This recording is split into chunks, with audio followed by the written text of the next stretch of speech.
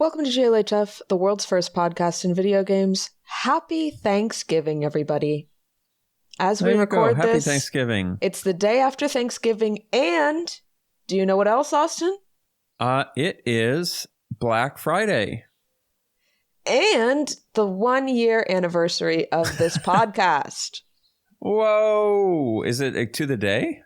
Wait, Almost. The 1-year anniversary of it going up or us recording? When this goes up... I know up, it was a Thanksgiving episode. Yeah, when this goes up, it'll be like within a day, I think, of our first episode, which was also a Thanksgiving special. Way. So this is just a new yearly tradition that we always celebrate Thanksgiving on this show. And what better way to celebrate? Most favorite holiday? Absolutely. And you know how we love to celebrate Thanksgiving is digging a hole in the backyard. Yes, we have I'm in the hole. We dug a hole for me to be in. Yeah. And you haven't told me why yet, but I'm sure by the end of the episode, I'll know why I'm in this dirty hole. To find the Thanksgiving treasure, the traditional Thanksgiving treasure. Oh, I forgot. Yes, we haven't done our Thanksgiving treasure this year. It's always down somewhere deep. Yeah, it's very deep. Do you remember what it was last year? What did you get? What was yours last year? Well, it was a little bit gross, but I dug up a big box and it had a turkey in it, it's good for the theme of Thanksgiving, but I think it had been down there a little too long. It wasn't exactly edible. Yeah, that's very fitting. Last year, it was gum. It was a pack of gum at the bottom of my hole. Okay, better than nothing. A great gift. Better than nothing. Probably better than a decrepit turkey. But yeah, it was just a pack of gum. This year, I think our luck is already pretty high because I'm seeing you currently standing on some gold and some rubies.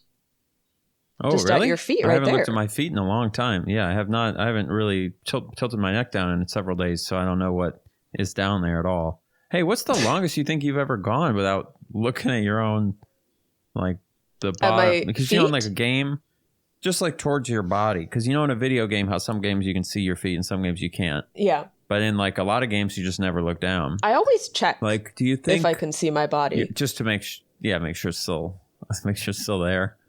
I am a little bit disappointed in games if I can't see my body, because then it just it can go either way. Like, what even am I? I'm just a floating head. I like to see my feet. Style. Do you think it would do anything to your brain if you always looked up in such a way that your body didn't appear in your own periphery? Like, do you think you would start to feel? Hey, have you ever done I'm all over the place. Have you ever done a deprivation tank or a sensory deprivation tank? No, have you? No, I think it would be scary. But I was hoping you could either talk me into or out of it, but I guess not. Yeah, I don't know. Maybe I would like to try that someday. What do you think would be scary about it? Just being alone with your thoughts, I guess, can be scary. Locked in a tank, like you're locked in a dark tank. Yeah, true. Full of water, so that's pretty scary. I think I would get freaked out because, hopefully they teach you. Hopefully you can open it yourself. I would imagine for safety reasons you would have to be able to open it yourself. In my head, for some reason, you couldn't. But that would never make sense. No. In my head, it was like, all right, we'll let you out in a little while. But that reminds me of click. When I was a kid one time, I wanted to see what it would be like to be in the trunk of the car. So I got my mom to close me in the trunk of the car. No. And instant panic attack. Within like a millisecond of it being closed, I was like, no, open it. Yeah, that's one of those things. Because it turns out that's actually terrifying. Yeah. And they don't have you can't unlock it, right, from in there? I bet you now, like, newer cars have. I think a lot of them, no. Now you can, like, it's a safety thing that there's, like, some kind of safety release in the trunk. But I know, like, growing up, when I would see movies and stuff, they would be like, if you ever get stuck in the trunk, you got to, like, kick out the taillights or whatever. Oh, yeah, we should try that. And just make sure it's easy. Yeah. This can't happen often enough that they needed to put a safety release in there, right? How often do people get locked in the trunk of a car? I'm going to Google that. I think it happens a lot with, when people kidnap people. Which I've never done, of course, so I don't know. I don't think that's where you put them. Oh, man. Kidsandcarsafety.com. You ready for this? How many people... This feels like propaganda. But how many people... Like, this is just what it says. And the reason it feels like propaganda is they don't give any details on, like, the time frame or anything. Yeah. quote, hundreds of people have died trapped inside the trunk of a vehicle, many of whom are children. That can't be right. I mean, unless you're talking like over since the invention of cars. But no shot that that's like happening monthly, right? I mean, there's very evil people in the world that do like traffic kids. But that's not that. You wouldn't do that with the trunk. Like, I feel like when we think of kidnapping, it's not like, to me, that's like if you told me, yeah, they come up and they put you in a sack and they close it up and throw you over your shoulder. Like, people don't, that's a cartoon thing. That's not a real thing that people do. I don't know. I think it's a thing. And that's why they have little levers in there now that you can pull. Anyway, can I do a quick house tour in this game? Let's do it. I do want to say thank you to the devs of Digging Together. They sent me 2 codes for this game. Well, they sent me an email and they said, let us know if you want a code. And I said, can I have 2 so I can stream this with a friend? So I don't know if that's a little white lie, I guess. I don't know if I'm going to stream it, but I am going to podcast in it. Why didn't you just say podcast? You didn't want to explain. I think, because how does one explain this podcast?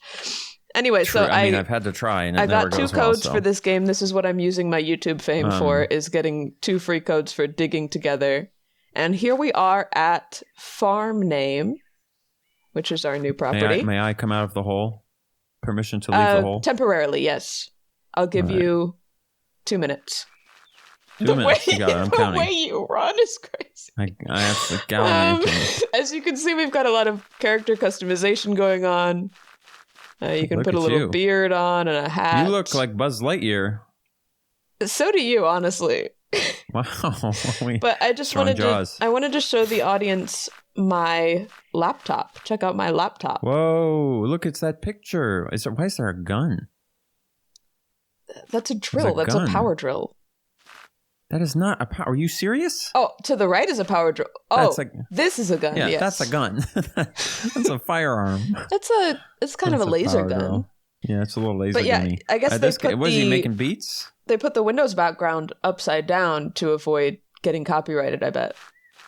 Hold on. Stand next to this laptop for a second. Yes. This laptop is gigantic. Yes, that's like a 30-inch laptop. It's because of all the computing power that they have to fit in there. Yeah, it puts their screen on upside down. All right, well, love the computer. We love the Windows XP background, question mark? Yeah, I'm not sure. But, so welcome to our crib, and thank you to these people, and I can't wait to dig a hole. I think you're playing a dangerous game. Wait, is there more to show me? No, that's it. Just the PC. That's it. All right. It's been 2 minutes, so I got to get back in this hole. Yeah, that's true. Thank you for remembering that. Yeah, of course. I wouldn't want to get punished.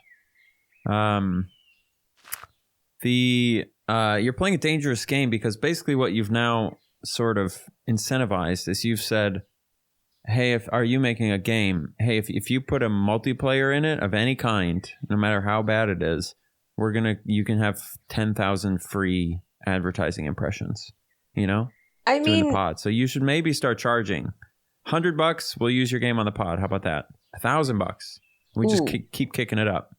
Okay. Just I hear think you. about it. I'm just saying. Listen, if you're an indie dev and you need some free advertising, that's gonna cost you. Yeah. Email us for pricing. It'll be dynamic pricing probably based on the day how and my shitty mood. The game is. I like that. And the game a little bit.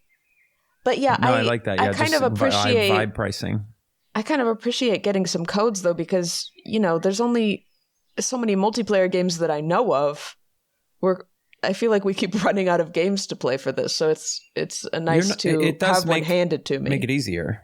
Yeah, no, it definitely makes it easier. I'll let you know. I'm gonna come clean about something now. As you texted me and you said, hey, I've just gifted you a bunch of games on Steam just because you went crazy, you said, I think. That was your language. I went nuts. So you sent me a bunch of games, I assume mostly for the pod. Yeah. And you said, we're going to do this one today. And I looked at all the games you gifted me and I said, oh, well, I guess she just forgot to gift that. So I paid for this game like 20 minutes ago. I bought it with money. So not only are they getting free advertising, because I didn't see your Discord message. until I just logged on now. Okay, well, that's a reading comprehension issue, because in the text I sent you, I said totally. I sent you a code on Discord. It's definitely possible that that's what happens. We don't have to adjudicate it right, live on the pod. Where something went wrong. That's all I can tell you. Okay. Well, damn. Okay, so to be fair, can I read your text out loud just to defend myself here? Sure. So here's what the text said. Actually, I've reread it. In rereading it, you said you were going to read it out loud. Read it out loud. Go ahead. I had another. Okay, it says. You may have noticed I sent you like 4 games because I was going crazy on Steam. For today, we can try Digging Together. Now, that's where I stopped. Just to be right, clear. You stopped reading there. That's why. And then I went on. So I read that, and then I went on Steam to go start downloading Digging Together. And I said, oh, she didn't send it. And then I came back and I read the second half. Now, this isn't 2 separate texts. It is all one text. And the next sentence does say, I sent you a code for it on Discord because the devs gave me some. So mea culpa. But that's what happened is I immediately looked at that and I said, I have a task to do. Fuck the rest of this message. Which funnily enough, I replied to it before reading the second half of it. And then I downloaded it and came back and now I'm seeing it. So you know what? Hey, that's what happens. But yeah, I've learned that I don't read things. I skim things. I'm not really a reader. I try to synthesize things based on the broad words that I see. Yeah. And what come if up with new meanings. What if I mess with the formatting a little bit? I can give you bold and 100% bullet points. I tell people to do that. And I do that with people too, because I learned that at work when I was working in a big restaurant group. Yeah. If you want to communicate, no one's reading. They just skim. Exactly. So bold things, capitalize, space things out. Super helpful. By the end of my grad school career, I was very good at sending emails. I had beautiful emails that always... It's a skill. There was always a bulleted list, and always the most important things were bolded. So nice. And if I was sending you an email to request something, or it was a group project and I'm telling you what you need to do, that the action items are always bolded. Oh my God, so good. Even so, you would be shocked how many people still don't understand the main points of the email. I often questioned whether it was even making a difference. We would need to do a big double blind study type thing and see if there's any difference in the quality of the response if you do all that extra work. But I think that you'd imagine there would be, but people really don't be reading. I think it helped a little bit, but yeah. We just saw, Yeah, okay, so I've learned something about you. I gave these people $5. Yeah, I'm a shitty reader and I don't communicate well. But now that we have paid them, we can say whatever we want about this game. Because there's no politeness because it was given to me. Right. Are you good at being mean even when it's justified if you know the person's going to hear it? Not that you necessarily need to be mean. Maybe you love this game. I don't know. I'm just saying. I think if I was consciously thinking about it and knew the devs were going to watch this and was thinking about it, I would feel awkward being mean.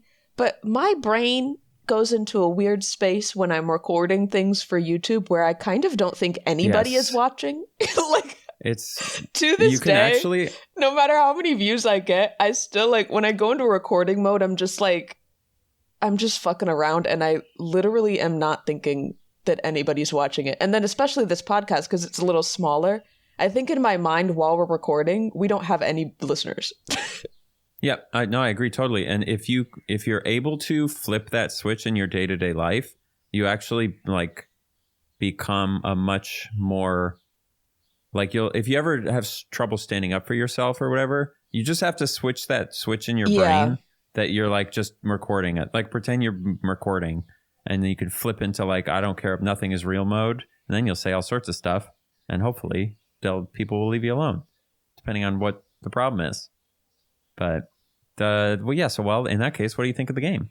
I mean, it's very clearly just completely copying the I don't even remember what it was called. The whole digging game that went viral that is exactly like this in every way, except this one is multiplayer. And as you can see, they've let me customize the colors of my skin and my eyes and such, and nothing else. The lack of a bob is unfortunate. The lack of customization, but how long do you think it takes to make... Because they wouldn't have started development until after the first one went viral, right? Right. So we're talking under 6 months to put this together, right? So you're using a lot of stock assets, I assume. And just like Unity, yeah, it's a rush job. Like whatever. Mm-hmm. But still pretty impressive, right? It's functioning. We're in the room together. It's functioning so far, yeah. I mean, we haven't dug very far. We can also basically fly. No. Check this out. Oh, yeah. Up you go. Do you even die if you fall from that high? You look like the Wicked Witch of the West. Okay, there's no... That's actually very interesting. There is no fall damage, which that actually was a crucial part of the original game, is there is fall damage, so you have to be careful. But there's not in this one. Actually, that one fact you just gave me made me want to play that game a lot more. Because that sounds like this really fun tension of like risk reward, because the deeper it gets, the scarier it gets, and how you... Yeah. You know, you can build less quickly, but more safely, or more quickly and less safely. Yeah, you have to kind of build... That's a really fun idea. In a ramp shape and not straight down if you want to not die. Like, because you got to be able to get back out, you know, and then get back down. Mm-hmm. That does sound pretty fun. It was pretty fun. It was just like a short little indie adventure. Like, there is an end to it, and there's like not really that much going on. But it was fun for like 2 hours. Oh, that's it? I thought it'd be like an 8 to 12, but 2. Yeah, they could do more with it. Maybe there will be a sequel. Maybe this one will take off. I'm sure there will. I mean, it did very well, so... I think if they add more silly hats to this one, because this is the only hat I can wear right now. But this could be the next big thing. You're not wearing a hat in my game. Wait, really?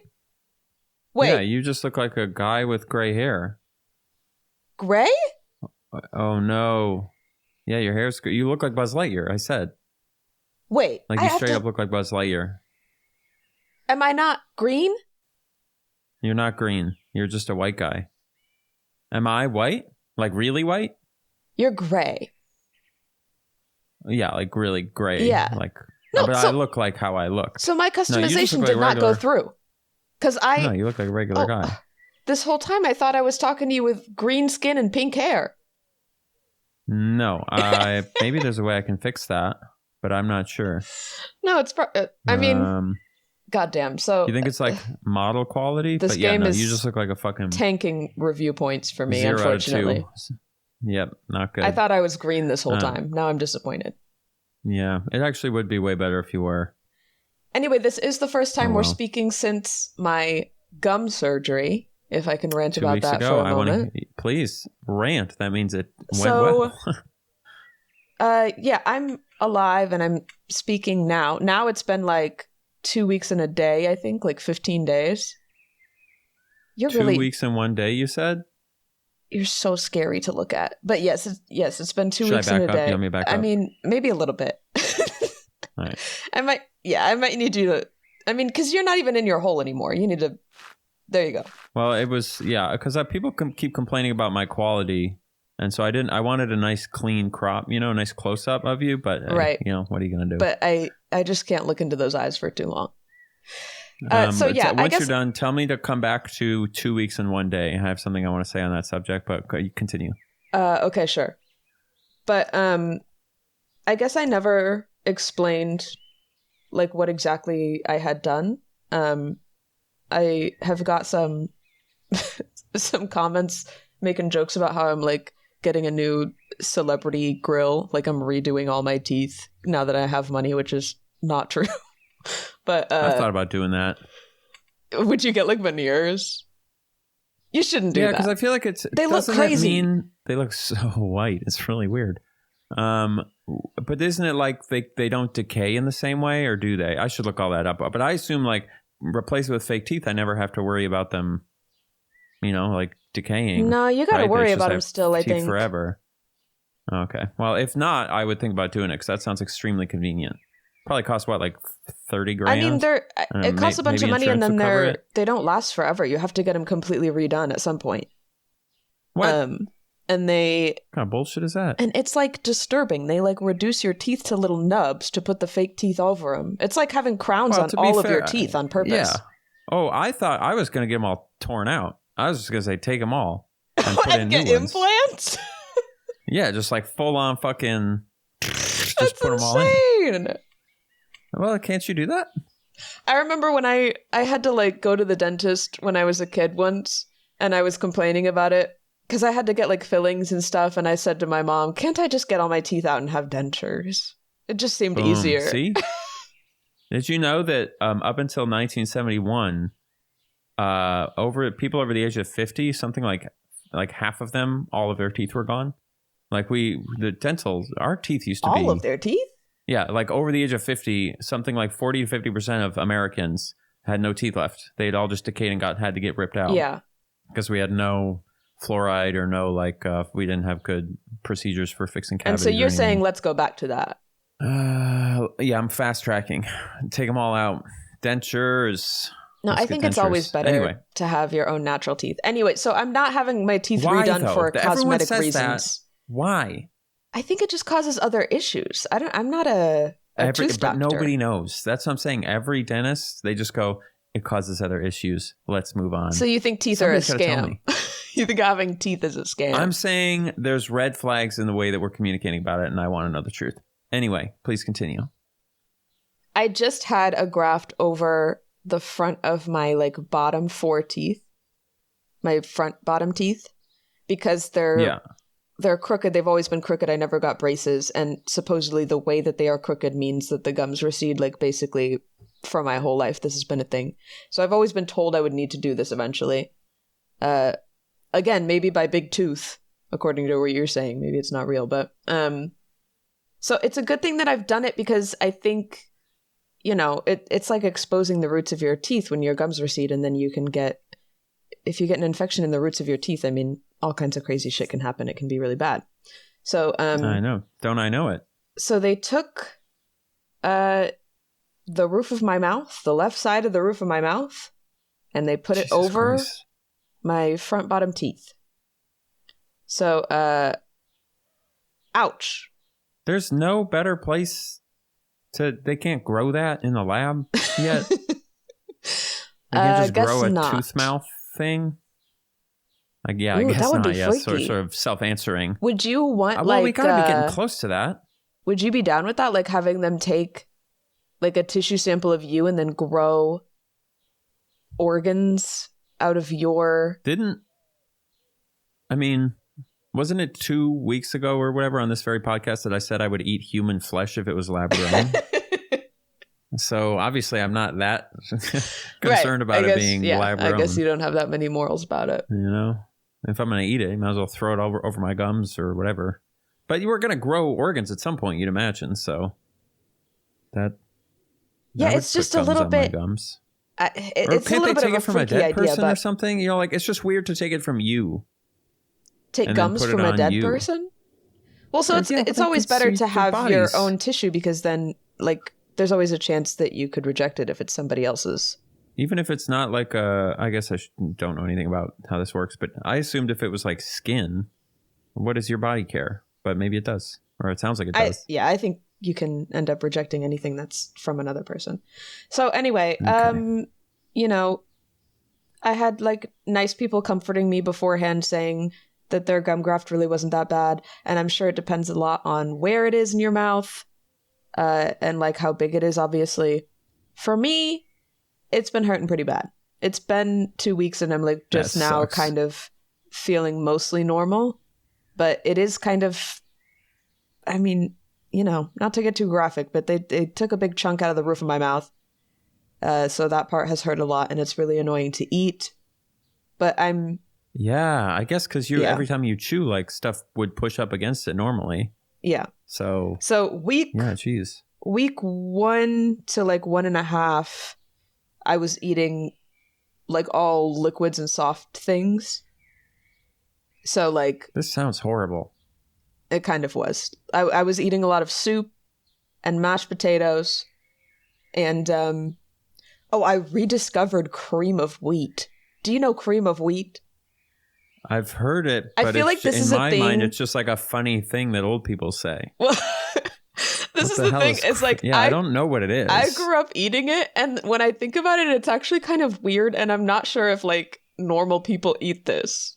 or if it's like it is kind of an old person thing, I think. It's like a Great Depression type thing, like our Literally. grandmothers passed it down to us. Because I think it's just like wheat. I don't know what it is. It's just like wheat and milk. No way. Yeah. It's just, and you just leave it until it mushes. Almost like oatmeal, but made of wheat. Right. It sounds like that. So it's just gruel, basically. Huh. Yeah, gruel, which is a classic dish. Yeah. Most food was basically gruel up until like 20 years ago, basically. But for whatever reason, when I was a kid, I was really into like the maple brown sugar cream of wheat, and I would make that all the time.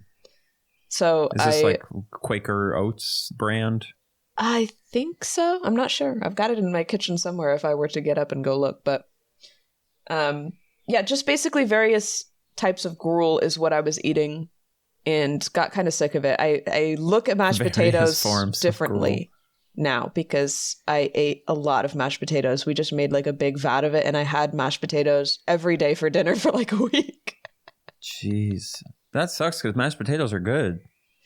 They are, but you're over it. Being only on soups and mashed potatoes, it was so weird because like I was just hungry all the time, because if you just eat liquids, it just goes right through you and you never actually feel full. Like I never felt like my stomach was full. Oof. I was just like eating soup when I felt hungry, and it didn't really make me feel that much better.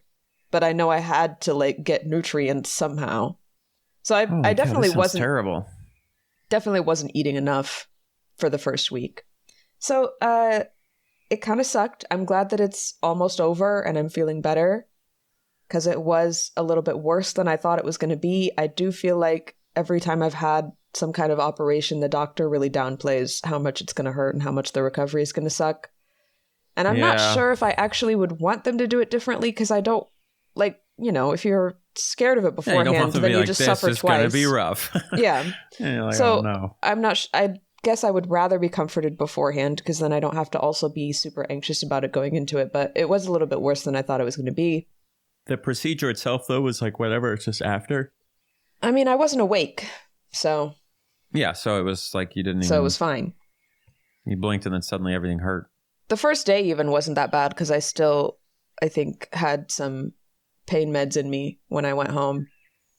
They don't send you with any good stuff home?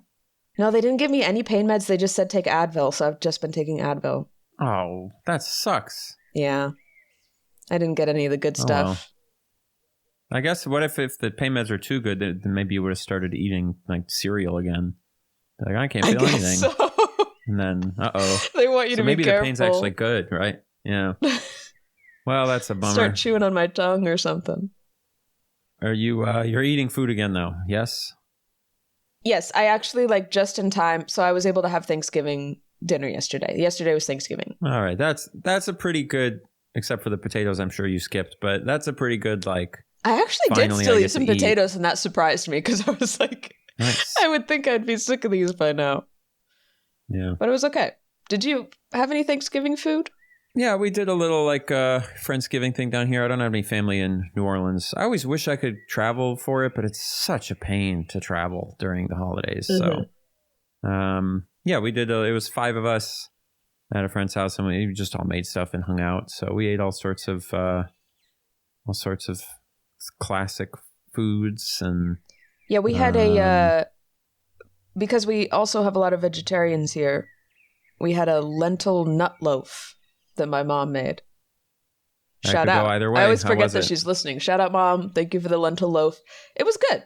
I thought it was so funny when she was like, I fucking taught you how to read. What are you talking about? That was a really funny comment. I don't even think. It's like such a kid thing to do. Or maybe it's a mom thing to do. I think they taught you how to read, but they actually didn't, you know? No, she totally did. She totally read to me. And I don't think I said in the episode that she didn't. I think I was just... No, you were just making a joke and you said, I learned from, what was it, Between the Lions? I was giving too much credit to Between the Lions on PBS Kids, which I do remember learning from. But yes, my mom absolutely read to me as well. And I appreciate it. Yeah. It's really annoying probably to read to... I bet it's really annoying to have to read to a kid, but you got to do it.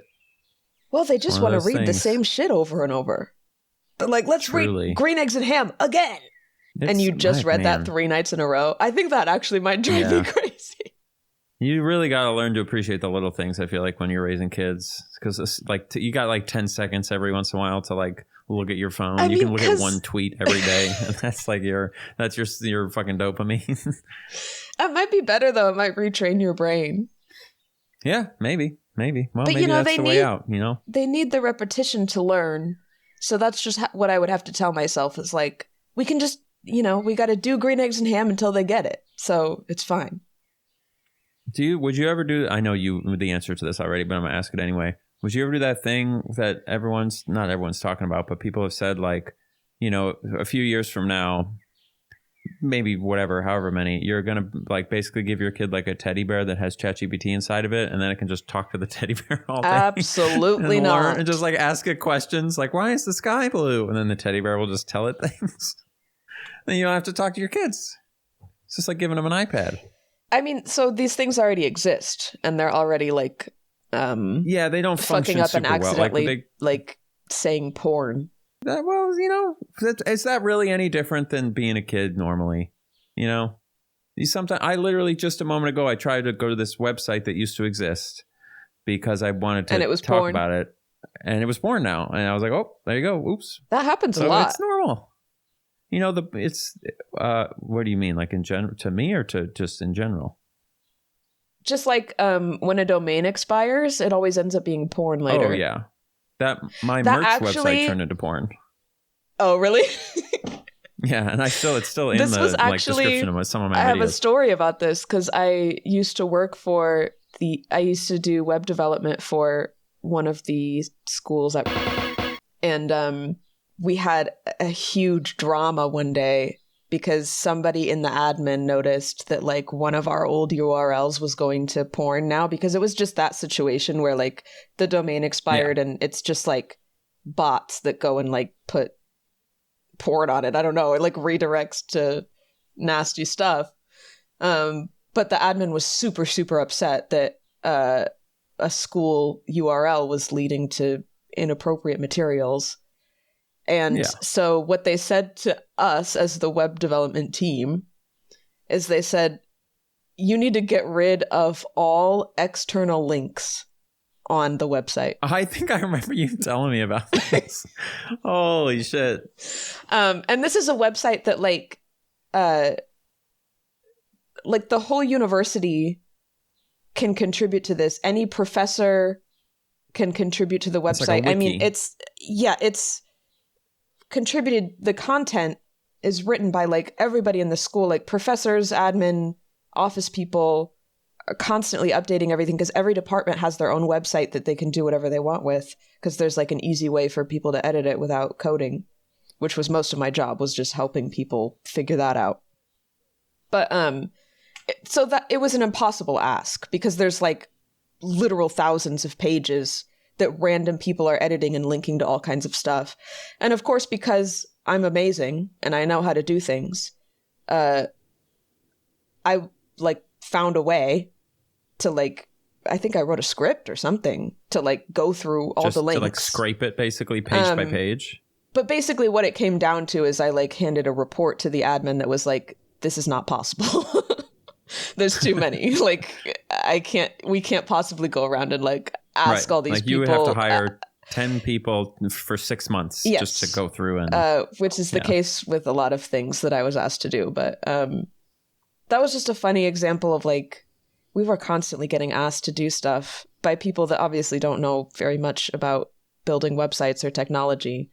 That was just like completely impossible. There was also a huge thing about they really wanted me to implement a chat bot for this one program that they had because that just sounded like a cool idea to them. Like, you know, when you go to a website and doesn't everybody love when you go to a website and there's a robot trying to talk to you in the bottom right corner? Everybody loves that.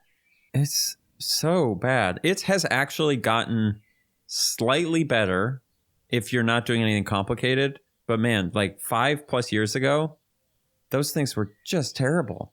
And it's always on like some website, like you search. Yeah, but at least they can function if you are asking them like simple, obvious things. Like they have a better understanding of what you're saying now. Mm-hmm. Whereas back in the day, it was like you really had to get specific language correct in order for it to like have any understanding of what you're trying to like understand. But it's always on these websites, like you'll be looking up something about your car and you'll be on like carhelp.com and it'll be like, how can we help you with your car today?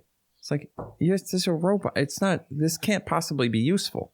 No, every single time I've actually asked one of those things a question, it doesn't tell me anything useful. It like repeats the question back to you. Yeah. And then it links to a thing like, please click here for our FAQ. And you're like, oh, great. Didn't help me at all.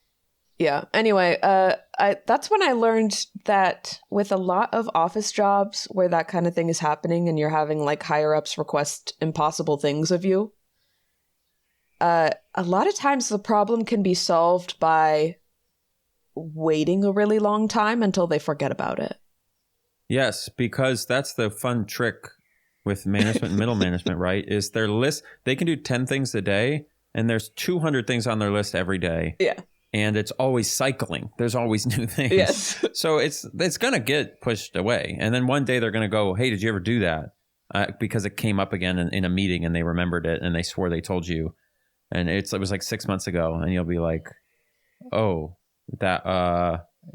no. And then they're like, fine. And then it's over. Nobody cares. Yeah, you can wait, or you can actually do a bunch of research and do a really good job and do a really nice write-up report for them, give it to them. They'll never read it and they'll never get around to reading it. And when they do remember that it's an issue, they'll remember that they have to read that thing and go, oh, I don't want to do that. And so that's like an extra block from... If you need to, yeah, you can really, I mean, office politics are navigable if you're clever about it. Like if you really think about it, you can get through it.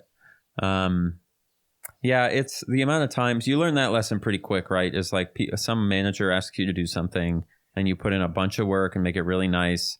And then they don't read it. Or they just ask you to like summarize it. And you're like, oh, well. And that's when you learn that basically there's two ways of handling complex tasks. Is you either just have to go to them and go, we can't do this, trust me. Or you have to go, which they hate. Or you just have to basically tell them, you basically say, it'll cost this much and take this much time. Do you want me to do it? Like you just have to give them those two things. Yeah. And they don't care about literally anything else other than just, can we do it? And if so, how long is it going to take and how much time? And then no matter what you tell them, they're going to go, well, that's too much money and we don't have that kind of time. And it's over anyway. So. Yeah, they hate when you tell them that it's going to cost money, even if that would have been obvious. Yeah, it's so... Because that's the thing with the chatbot is I did do all this work like looking into different chatbot services and stuff. And then I was like, okay, like here's the options. Here's how much they're going to cost. We also need to make a decision on if we're going to have a staff member available to answer the chat if needed, right? Because like if the bot is stupid, then it has to go to a person. So once it got to the point of like paying money and making it part of somebody's job to handle this thing, then they weren't interested anymore. Yeah, they just thought it was going to be magic. They just thought it was like an app that you could download. Everybody that doesn't know about technology basically thinks we can just make anything happen with magic. Yeah, it's like the App Store. You just go on, you download Chatbot and install it, and that's it. It's done. You don't have to like pay any sort of server costs or any sort of hosting or any sort of anything. It just happens. It's magic. What were we talking about? There was a thing and then you were like, oh, this reminds me of how I had to do all the links. Whatever. Here's the thing. This is the 1 year anniversary of the show. Did we plan anything special? No, it's exactly the same as it always is. I know, truly. It would have been nice. It's just... Because that's why we're here. Shit's going on. Yeah, we're just here to chill. We're here to talk about nothing. I do have a little rant. I'm hanging, you're hanging, they're hanging. Right before this episode started. I spend a lot of time on Steam these days looking at games, buying games with my business card now, which is nice. Of course. If I'm going to play it for the channel. Why? Like, I need to talk to somebody at Steam about this. This is one of these things where I actually need to talk to a human being and ask them why. I have had a Steam account for how many years? Over a decade. Steam knows my information. I'm pretty sure I put my birthday in when I signed up for the account over 10 years ago. I'm 30 years old. Yeah. Why, when I go to a game that has violence in it, am I still manually inputting my birthday into the damn thing? They don't even save my birthday in there so that I could just click continue, like submit. I have to put it in every time it's wrong, and I have to change it again and put it in again. Why is this happening? Why would that be happening? Like, the only thing I could think, because it's like, I feel like this is the answer for like every annoying thing on every website that every company ever does, is it's basically like, if they get sued, they can go, we were really sure they put it in. We didn't show them that. They said. And maybe in their mind, having you do it every time is just like a stronger legal defense if a child sees surprise porn, as we were talking about. Yeah. And so that's the only thing I could possibly think. I doubt it's like actually a regulation, right? I feel like it's probably just like fear of litigation. Or maybe they don't know how to do math. Maybe Steam isn't capable of arithmetic, right? So it can't do the calculation of like, what day is it now? And, when were you born? So you need to do it. but they can do, okay. But they can do the calculation to figure out if I'm over 18 based on that. Yeah. It's a separate thing. I don't know. So I would love to talk to Steam about that. Get in contact with me if anybody from Steam is listening. Also, while we're at it, I would like to talk to somebody about at Google about why Google Chrome has 50 processes open at all times, taking up 60% of my computer's memory. Like, literally why. I had a friend from college that worked at Google, and I literally asked him one time, I was like, do you know like why Chrome is like that? Because it actually pisses me off. Yeah, it's extremely annoying. It's a bummer because it's such a great browser aside from that. It gets worse the longer you leave it open. Annoying. I have to like close it and like restart my computer, and then like maybe I can get some memory back because it's crazy. I'm surprised you gotta have some idea of why it's doing that, right? Somebody must know. I mean, clearly they're just doing too much. I don't know if it's just like caching way too much stuff or what, but yeah, I guess that's become a thing now that like everyone, like RAM is big enough and like stuff is strong enough, whatever, that people have gotten a lot less like clever about. Yeah, they're not optimizing stuff like, anymore. They're not hiding anything at all. You've got enough. Which mostly is fine, but yeah, in some ways it's really annoying. Here's a fun thing. Article from thegamer.com.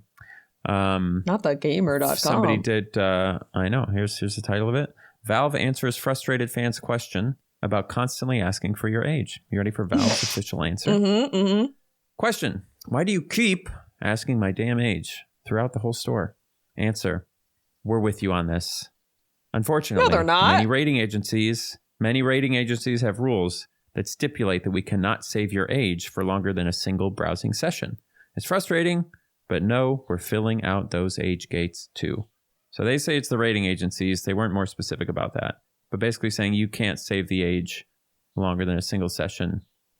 I wonder what rating agencies, like it could be that there's like one European country that has really strict that happens stuff. Like the EU does do that. Like they've got way stricter stuff. And so it ends up trickling over to America and other countries.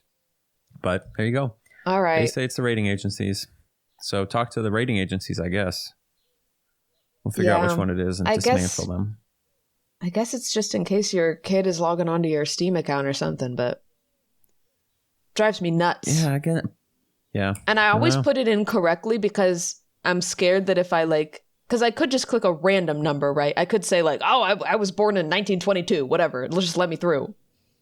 But I always do it right because I'm scared that they're going to be like, you're lying. We know your birthday. Well, I can tell you from experience, they don't do that. Right. They don't care. Because, I mean, if it is all litigious, right? Like if the whole point is we don't want to get sued, then all they need to do is have you be the one to take responsibility for it. So as soon as you put it in, they're like, we don't care what you do. Yeah. Doesn't even matter. We're just covering our own ass. And that's that's one of my big lessons I learned in working for a large company, relatively large, was everything everybody does is just about covering their ass. Like the contracts you sign, the rules they put in place, it's not even that they want you to follow those rules. It's just that so if you don't and it goes badly, yes, you're in trouble, not them. Like it's everything seemed to come back to that so frequently. Mm-hmm. It's just one of those funny things about life, you know. So you don't think if I somehow end up going to court for putting my age into a Steam page, you don't think the judge is going to care that I am 30 years old and I said I was 97? What? Well, who's suing who? Steam is suing me for lying. Can you do a reverse class action lawsuit where one person sues a class, like them suing all the gamers who've lied? I don't know. Somebody should sue all gamers. Suing you. Let's get a lawsuit going on all gamers. Well, let's look into it. Let's find a lawyer. What could we sue him for? What couldn't we sue him for? Am I right? The list is endless, I'll tell you. Theft, terrorism, forgery, really anything. You name it. Have you been gaming lately? You doing any gaming in your time off? Yeah, actually. I posted about this on my Instagram, but I played through a game called Chance of Senar, which is a puzzle game, and it was really good.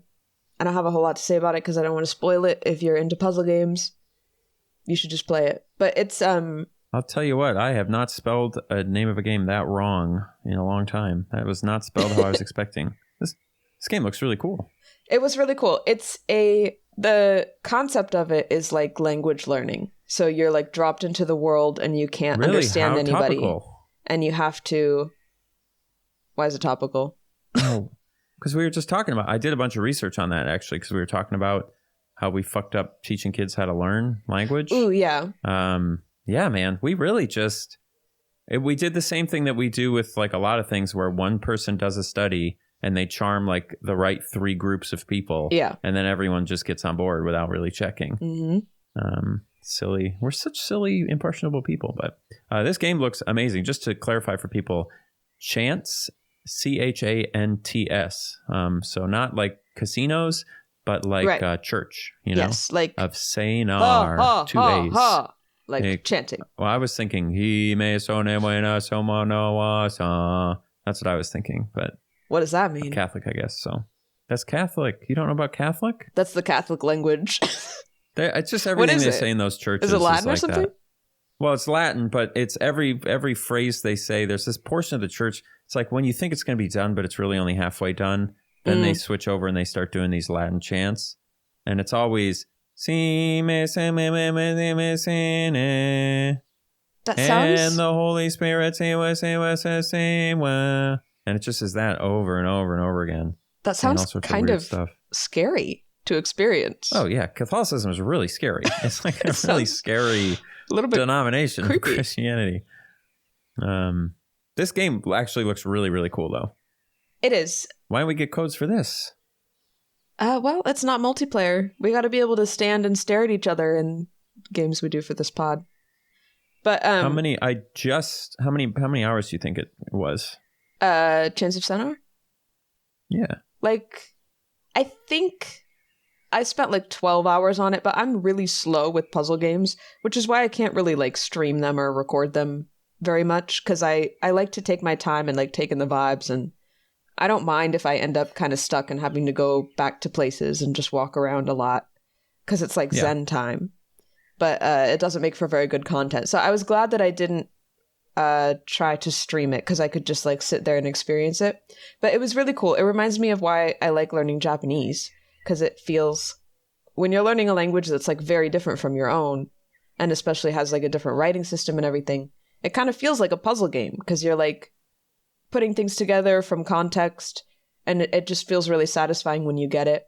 So it definitely was like very simplified language learning, because it is a game and they want you to have fun, and they want like the average person to be able to do it. So I could have... It'd be really boring if it was full on language learning, probably. I could have done like with learn it a being... fake language. It's like, why? Yeah. I could have done it a little bit harder, I think. Because it was at a level where like anybody that's kind of into puzzle games would be able to do it. But yeah. And like they could have made the sentence structures even more complicated, because there was like you're going through multiple different kind of societies that have different languages, and there were a couple of them that had weird sentence structures, right? Like where the noun is relative to the verb or whatever. Interesting. But it wasn't that complicated. I think like for the very end really of it, they could have made it even harder. But it was a really cool, really chill experience. That was what I was doing for the first week, was basically eating soup and playing that game. Okay, well, it sounds like a good distraction. Have you played any other like cool indie games lately that you were like, that was really good, like you really liked it? Because I gotta play now. I want to play Chants of Sennaar. I want to play like. Did you ever hear of Blueprints? I have heard of it, and I think I would like to get it. I want to play that.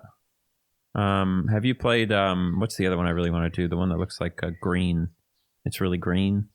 You know what I'm talking about? It's on the boat. It's a really green game, and you're on a boat, and you're like a detective, and it's like you're trying to figure out who died and when. Obra Dinn, Return of the Obra Dinn. Oh, I've had that on my wish list forever, dude. That seems really cool too. There's so many games I need to play. I'm trying to get back into playing like little indie games in my free time, because I do a lot of like saving games to record or stream, but then I just never end up playing them. And I do think there are some games that I would rather just experience on my own. Sorry to the audience, but I think when it's like like it's really fun.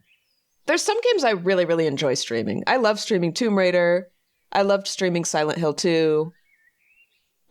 What is the thing that makes the difference? Is it like the chat makes it fun, or is it just like what is why? Because for me, I don't know if I've ever enjoyed streaming more than just playing a game, unless it's like in an explicit like this is a challenge for a stream, or like this is like the streaming is fun, but I think the gaming always suffers for me. Well. Do you disagree? Don't read your chat even to a stronger degree than I ever did. Like, I was bad at reading my chat in the beginning, but you just intentionally don't read your chat at all. So there's essentially no difference other than you're probably talking good. More. I love my chat is so funny. I love my chat. I go back and watch my VODs sometimes for a little bit to read the chat more, because I can't read everything while I'm playing usually. But yeah, So some games is it the chat's a big part of why it's extra fun? Yeah, it's fun to experience it with an audience. It's also, yeah, you know. That's what it is. I do it for the donations. No, but of course. It's just, there's some games that work really well for streams, I think. It has to be like the perfect amount of like how much I need to engage with the game, I guess, for me to also be able to pay attention to the chat and like streaming at the same time. So I feel like there's certain games that just work really well for it. Whereas like if I'm playing a serious puzzle game where I need to think, it's just not going to be a good stream because I just can't even pay attention to the chat at all. It's like doing a visual novel, you know? It's just hard because it's just all reading. And unless you're going to do all the voices, I don't like to stream. To do that? Yeah, I don't like to stream stuff that's just like all dialogue. Sometimes it can be okay. I played No, I'm Not a Human on stream, and that was okay. That was a lot of dialogue. But it's like, the way to make it fun is to do voices for everybody, and then that gets tiring because like you're talking way more than you would be otherwise, and your voice just gets tired. Did you know that Chants of Sennaar is on Switch? God bless. That feels like it'd be a great game for Switch. Yeah, I think it's even on phones. It's very simple graphics, so it makes sense that you could probably run it on anything. Yeah. Yeah, I'm looking for, just this morning, I finally beat Grand Theft Auto Vice City, which again, those early GTA games are really fun and really silly. Mm-hmm. And maybe the new ones are too, and I just didn't appreciate it. But those early ones are just really like easy to play and fun and like kind of gamey and arcadey and amusing. But now I need a new game to play. But I tend to only game for like 30 minutes every morning, basically. It's like what I do while I I've heard drink tea or coffee. And I feel like this game would be too brainy, Chants of Sennaar. Like, I feel like I'd be too sleepy. What do you think? Maybe. You could try it out. It's like, not too bad in the beginning. Okay. Because when you're, in the morning or like before bed, you kind of want something that's like a little, not mindless, but, not too mindful. Just, I wouldn't overthink what you're playing. Sometimes I'm overthinking what game I should even start. When you're really so right. you just got to start something and play it for 5 minutes and then you'll know if you like it or not. Like, you just have to do it. I have so much stuff in my library I need to play. Interestingly, I can't remember the last time I played a game and I didn't absolutely hate it for the first 2 hours. Like every single game I play, after my first play session, I'm like, 2 hours you this hate game it? sucks. Yeah, I was like, what? That I don't like that. It's not. I don't like this. It's not as. It's different than what I wanted it to be. And then after that, I'm like, oh, this is the greatest game I've ever played. That's how I was with Vice City. It's like, this is not. This is not for me. But 2 hours, click. There's definitely something to like just keep playing it until you like it. Because like I've noticed that there's a lot more games like that than I think. Like I end up liking it even when I don't think I'm going to. That's how I was with Genshin Impact, and now thousands of hours later. Truly, yeah, that went. Sometimes it's not even like all the way up. Sometimes it's not even like I like or dislike it immediately, or it's not that I like it immediately. It's that I play it for a little bit. Like what happened with Genshin, I played it for like an hour, and then went about my day, and there was just some invisible force that I didn't quite understand that made me want to turn it on again.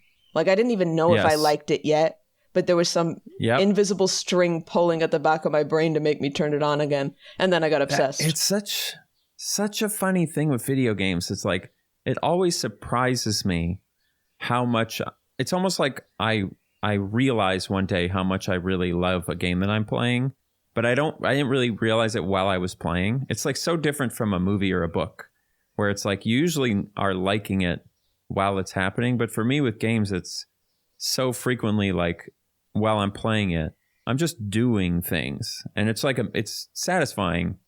Yeah, because your brain is addicted to doing things regardless. Yeah, and it's just fun to do things.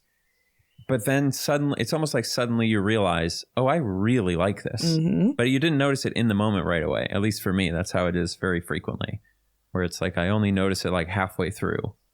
It's just an interesting difference when you like look back on a game and you're like, damn, I loved that.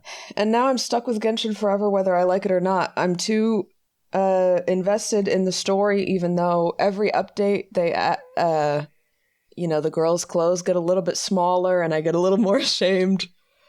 Really? Playing it's becoming one of those games?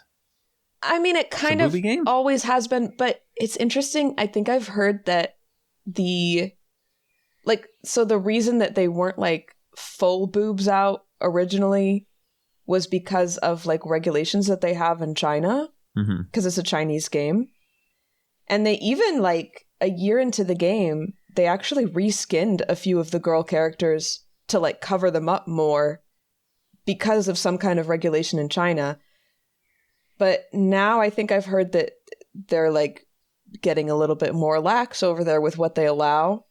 And so everybody's clothes are getting smaller as of the last like year. So it's getting full on anime, like fan service type stuff. Yeah. There's some really unfortunate outfits on some of the newer characters that I'm not a huge fan of, but I turn a blind eye. Is that a phrase I can say? I turn the other cheek. Turn a blind eye. I close a blind eye. I blind myself. Close one eye, keep one open so you can see. I stab my eyes. That's what they say. Stab your eyes out. Anyway, yeah, that's they're going to shut that game down eventually, right? It's not going to. Do you think it's going to be here in 100 years? Probably not. I don't know. They do. So like at some point in the next 30 years, what's the longest running game? I guess WoW's been going, 20 years now? WoW's very old. Which is, that's pretty crazy. I mean, RuneScape. People love RuneScape. That's true. They do be loving RuneScape. But yeah, I'll be playing Genshin until it doesn't exist anymore, probably. And what a great thing for the elderly. Like to have a thing that honestly, elderly people can do that's like satisfying and this is cringe as hell, but it really does give you a little purpose in your life to like be able to wake up and do your dailies or play a game or whatever. In the nursing home. Yeah. Grinding on Genshin. And within reason, you can play video games. Obviously, there's like arthritis you have to worry about and so on. But within some reasonable amount, you can play video games even when you're old. And how cool is that? It's like it's really beautiful. Not as good as going on a hike, but it's definitely really like, good. When the arthritis kicks in, I'm just going to have to get a turbo controller so I don't have to push the buttons so fast. And do like those they got still all exist? sorts of accessibility. Who's selling turbo controllers in 2025? I think they're more just like controllers with software in them, basically. Like, so it's like the software can get modified and updated, but they also have like all sorts of crazy, like Xbox has a bunch of accessibility controllers like that you can push with your mouth or your feet, and you can just connect them all together, and so we can be gaming in any way we want. I do think it's funny, forever. Like with games where you do just have to like spam the attack button, because Genshin is like that. Like you just, while you're fighting, you just need to like spam the attack button. I wonder why more games don't make it so you just hold it down instead of pushing it when they know that everybody's just going to have to be tap, tap, tap, tap, tap on the same button. I think, no, the tapping is important. The tapping makes it more fun. I understand what you're saying, which is like, isn't it more efficient? You think that makes you like more engaged? Yes, the road you're going down just ends with, why not just have the gameplay itself? You know, fine. If you're going to hold down the button, why not just have it decide when to attack? Since that, you know, why even do that? No, it's important. The rapidly pushing the button. And also, it's important, I think, whenever possible, that the attacks can be as fast as you can push the button. So you actually have, like, this is good with shooting games, where like every time you click it, you get a shot, which encourages you to get really fast at clicking it, makes it more fun. So I wholly reject. I understand where you're coming from. Right, but I think I'm talking about games like physical. Like Genshin, you can't attack as fast as you push the button. There's a limit to it. You attack the same like speed every time. Yeah, not auto attacking, but yeah. I mean, but I guess maybe that's an accessibility option. Maybe it adds to the experience. I think it does. I used to have a turbo controller for my GameCube, and I cheated at Mario Party every single time when there was a game where you just had to like push the button really fast. Did you tell people? Didn't know? I wouldn't tell people no. That's so mean. You were just like, yeah, I got 692 presses in a minute. Yeah, there was like a game where you had to just like hit a hammer on a button as fast as you could, and I would just hold my turbo button down and I wouldn't tell anybody. Damn. That game, Mario Party's so fun. That new Mario Party is incredible. I think I've told you before. Mm-hmm. What a party game. It is fun. Smokes. I was really addicted to a Mario Party clone on Neopets for like a year. I bet that was fun. Like it had the whole board and the mini games and everything. Yeah, it was similar. I don't think there were nearly as many mini games. It probably was objectively worse than Mario Party, but I got really into it to the point where I was like metagaming. Do you remember the Wii U? Did you have a Wii U? No, we've talked about this. You had a Wii U. I did not have a Wii U. I have no Wii U experience. They made a Mario Party knockoff that was Animal Crossing themed, but the whole game was just rolling dice. Yeah. There was everything was just chance based on dice rolls. Were there no mini games? There were like no mini games. No, there were no mini. It was just all like where do you land, and then things happen. What was that called? Animal Crossing. Oh man. Animal Crossing Fun Forest. It was some silly name.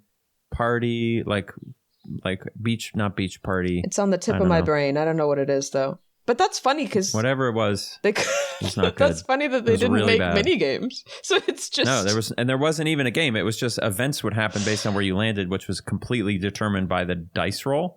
So it was just people taking turns rolling dice and then hoping that it was like Candyland actually. I was gonna say it's like Candyland. Draw a card and see what happens. But or like Chutes and Ladders. So. Yes, yeah. Do you have a GOAT classic board game? I've only recently got more into board games. I used to be kind of a board game hater. And now we're talking because nowadays board games are incredible. Like there's such a wide variety, and they're so creative. But I'm talking classics: checkers, backgammon, Yahtzee. We played a lot of Sorry Monopoly, when I was a kid. Sorry's great. Sorry's Monopoly a great one. Always seemed too long and boring. Like I don't think I ever have finished a game of Monopoly. Yeah, Monopoly is long and boring. How do you even finish it? Kind of in a Mario Party way. What's the end of a Monopoly game? You have to have a Monopoly. You have to buy everyone's property, just like life. You have to own every property? Take everyone's money. Yeah, everyone else has to be bankrupt. Yeah, that's too long. It's a attrition. Like it just goes and goes and goes and goes. Uncle Wiggily? That's a good one. What? What is Uncle Wiggily? You never played Uncle Wiggily? You made that up. No, with the rabbit. He's the rat. He's a rabbit, but they call him Uncle Wiggily. A child's first reading game. See, I told you it's real, Uncle Wiggily. Okay, I thought that was like much more popular. I had to like search the like Google Monopoly results to find this because it seems like Uncle Wiggily alone is just a book character, and then there's a but it game. Was no. But there's the board game. Let's see if I can find the actual copy because the copy I had, the box was really cool. Yeah, here we go. Classic. I'll send this to you in Discord. Uncle Wiggily. It's a classic video game or a board game. They should make it a video game. This is the one I had. Look at how classic that box is. That looks like it's from about 1932. Whoa, who is that? I think it's from like the 50s. That skinny duck guy is crazy. Oh, that's Skeezicks. Who? Or what's his name? Skeezicks? It says, I should say on the box, right? Skeezicks. Skeezicks, yeah, Skeezicks. And then there's Dr. Possum number 151. It's all the best characters. Skillery Scalery Alligator, Pippi Swa. You shouldn't have sent me the picture and just let me believe you made this up, because this sounds completely like you made all of this up. Skillery Scalery Alligator. It's funny in Pippi hindsight Swa. That you said it's like a reading game, because those words are not things that would be helpful learning to read. It's teaching you phonics, like we were saying, because you got to sound that out. True. That explains why I'm so good at reading. I send you a code on Discord. Got it. Uncle Wiggily includes such locations I don't know Uncle Wigglily's as history. Skillery Scalery Alligator, Cluck Cluck Chicken House, Bow Wow Dog House. A classic. Skeezicks. So some of these like event spaces, or you're just like passing this guy. Like you can land on the Skeezicks space. And then something happens, yeah. and then what? You talk to him, or what does he do to you? I think he eats you. He eats. Yeah, he eats because he plays a little rabbit, I think. That's actually terrible. And then he. What the hell is Skeezicks? He looks like a crow or something, but he's got arms and legs. We didn't do a lot of questioning, I guess. I'll have to look at I'll have to buy a copy of the original board game. Maybe my dad still has it. The bad Pipis. Wait, Pips. Piss. Pipis piss. Pipsissawa. It's the wonderful world of Uncle Wiggily, okay? I think it's interesting that I wouldn't have put a second I in Wiggly, but they do, you know? Oh, it's Wiggily. Wiggily, yeah. Uncle Wiggily. But this is I would have assumed it was just really Wiggly. Funny. Well, that's what I was doing as a kid. This seems completely. They said you can play NES for 20 minutes. I could not believe that. And then you can play Uncle Wiggily. Exists. That's crazy. I gotta buy these books so I can understand the lore. So, did you ever even read the books, or you're just playing the game? I just now discovered they were books when you said that. I thought it was just a hit board game, but apparently not. Wait, what? He's canonically. What are you confused about? What could you possibly be confused about? I'm reading the Wikipedia. Uncle Wiggily is an elderly rabbit who is lame from rheumatism. That's what Wikipedia says. Yeah, he's got rheumatoid. Yes, that's right. I do remember that because it was you have to like get to him and he's sick, and you have to not get eaten by alligators and stuff on your way to Uncle Wigglily's house. Wait, is rheumatism there was arthritis? What is this? I don't know. It's just one of those old diseases that everyone in the 20s disease.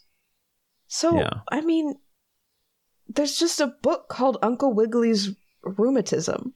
That's the name of the book. Oh, wow. Uncle Wigglily's Rheumatism. My favorite children's book, Uncle Wiggily. Oh, look at this. Yeah. In 2013, on an episode of Late Night with Jimmy Fallon, Uncle Wigglily's Rheumatism was featured in a skit. 2013. We gotta read he's walking around with a crutch because of his rheumatism. Is this like teaching kids what their grandparents are going through? Yeah, exactly. It's like, well, you know how grandma's always in bed? You remember Uncle Wiggily? She's just like Uncle Wiggily. That one must have come after like Uncle Wiggly's airship adventure, you know? The rheumatism must have been maybe the final book. Perhaps. Yeah, like what kind of adventures is he having in these kids' books with his rheumatism? Who knows? I mean, some of these stories, he looks quite spry. Uncle Wiggily and the Peppermint. Oh, he goes swimming. He goes fishing. Yeah. Okay, wow. Yeah. Now you know. Now we all know. That's crazy. That sounds like something that was made up in a sketch, but I'm glad that it's real. I might actually go read a couple of these because I need to know more. It's maybe they'll soon come out with Uncle Wiggily's Cinematic Universe, a story. It's kind of like Pet House. What the fuck is that movie called? Not Pet House. With the rabbit cop and the fox. Where did you go?